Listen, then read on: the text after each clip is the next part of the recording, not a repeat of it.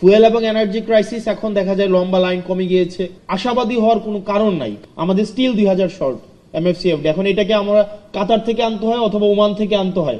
Industry এবং commercial energy ক্রাইসিসের কারণে আমাদের বিজনেস বার্জিয়ন হচ্ছে না, বিজনেস বাড়ে না। এবং মধ্যপ্রাচ্য ইরানের সাথে যে যুদ্ধটা হয়েছে সেটার ইম্প্যাক্ট কিন্তু পাকিস্তানে পড়ে নাই, উরুগুয়েতে পড়ে নাই, কেনিয়াতে পড়ে নাই। কারণ তারা এখন রিনিউয়েবলস এখন ডিপেন্ডেন্ট।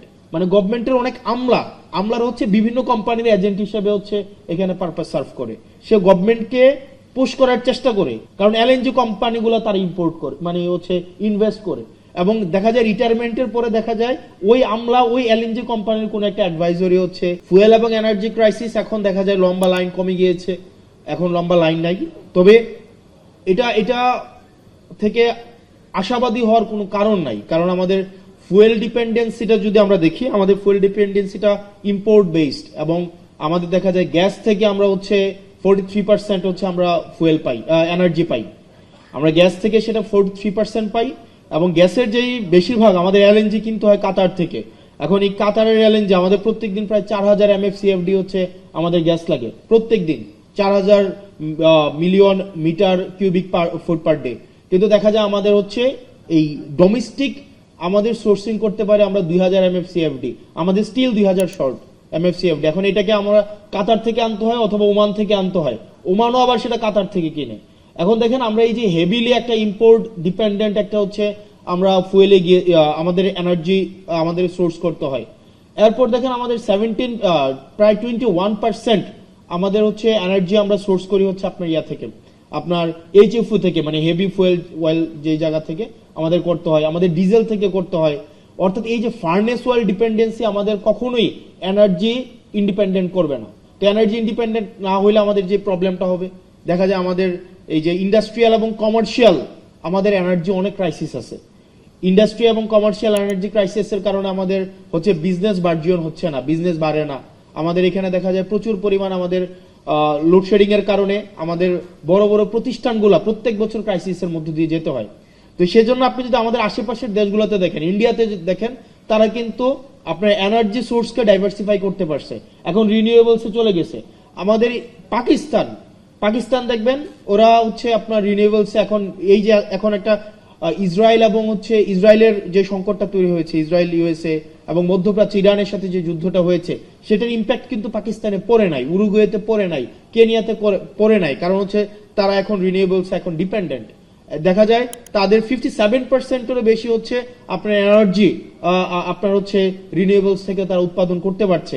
কিন্তু আমাদের রিনিউয়েবলস এর উৎপাদন ক্যাপাসিটি 2.9% মাত্র, জাস্ট 2.9%। এখন আমাদের এই যে লাস্ট আপনি 10-15 বছরে যদি দেখেন, আমাদের নতুন কোন ধরনের আমরা ডোমেস্টিক কোন সোর্সিংই করি নাই রিনিউয়েবলস এর জন্য। আমাদের একটার পর একটা পাওয়ার প্ল্যান্ট দিয়ে গেছে, কিন্তু এগুলা থেকে আমরা সোর্স করতে পারি নাই। তো সেটার জন্য আমরা বলবো যে সুদূর প্রসারে আমাদের পরিকল্পনার ঘাটতি ছিল।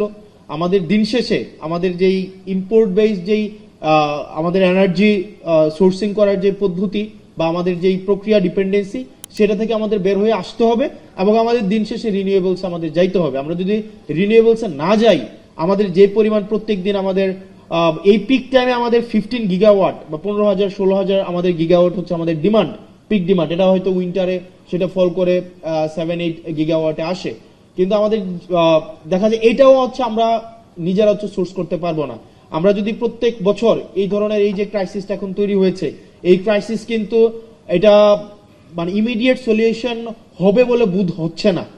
এটা একটা লং টার্ম একটা ইম্প্যাক্ট ইকোনমির মধ্যে পড়বে এবং এনার্জির মধ্যে পড়বে। এবং দিন শেষে যদি এনার্জি এই পুরা সিস্টেম কলাপস করে, আমার পুরা বিজনেস কলাপস করবে, আমার সবকিছু আমার প্রাইস ইনক্রিজ হবে। এবং দেখা যায় যে স্থানীয়ভাবে আমাদের যে এসএমই সেক্টর যেটা নিয়ে আমরা আশাবাদী হচ্ছি, ওই জায়গাও কিন্তু একটা বড় ধরনের সংকট সৃষ্টি হবে। সেজন্য আমাদেরকে এখন ডাইভার্সিফিকেশন অফ এনার্জি সোর্স আমাদের খুবই গুরুত্বপূর্ণ। আমাদেরকে সিসমিক সার্ভের মধ্য দিয়ে আমাদের অফশোরে অনশোরে আমাদের আমাদের গ্যাসের যেই সংকট, আমরা প্রত্যেকদিন গ্যাসের সংকট সমাধানে আমাদের সিসমিক সার্ভে করা গুরুত্বপূর্ণ। মায়ানমার সেই জায়গায় সফল হয়েছে, ইন্ডিয়া সেই জায়গায় সফল হয়েছে। আমাদের যে এফআরসারি গুলো রয়েছে, আমাদের ল্যান্ড বেসড এফএসআরিও করা যায় কিনা সেই জায়গায় আমাদের হচ্ছে দৃষ্টি দেওয়া উচিত।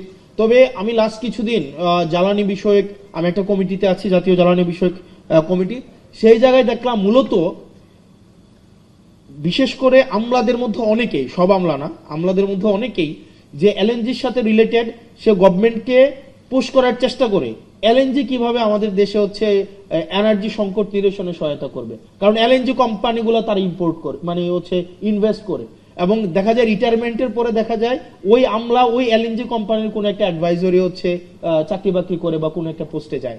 আবার যে হচ্ছে এইচএফও নিয়ে কাজ করে সে দেখা যায় গভর্নমেন্টকে পুশ করে, পলিসিতে পুশ করে যে আমাদের হেভি ফুয়েল অয়েল গুলা যদি আমরা ইম্পোর্ট করি বেশি বেশি, সেটা কিভাবে আমাদের এনার্জি ক্রাইসিসকে সলভ করবে।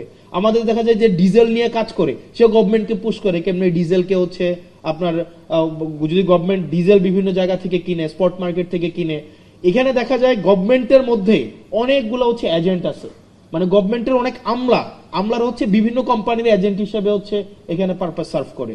এবং এটা খুবই আমাদের জন্য দুঃখজনক। আমাদের আমলাদের মধ্যে অনেকেই, সব আমলা না, অনেক আমলা হচ্ছে দেশপ্রেমিক, অনেকরা হচ্ছে স্যাক্রিফাইসিং, কিন্তু অনেক আমলাও আছে তারা সরকারি চাকরির এই ট্যাগটাকে ব্যবহার করে বেসিকলি বিভিন্ন কোম্পানির পারপাস সার্ভ করে, এবং গভর্নমেন্টের পলিসিতে তারা তাদের ব্যক্তিগত এজেন্ডাকে পিনাট্রেট করার চেষ্টা করে।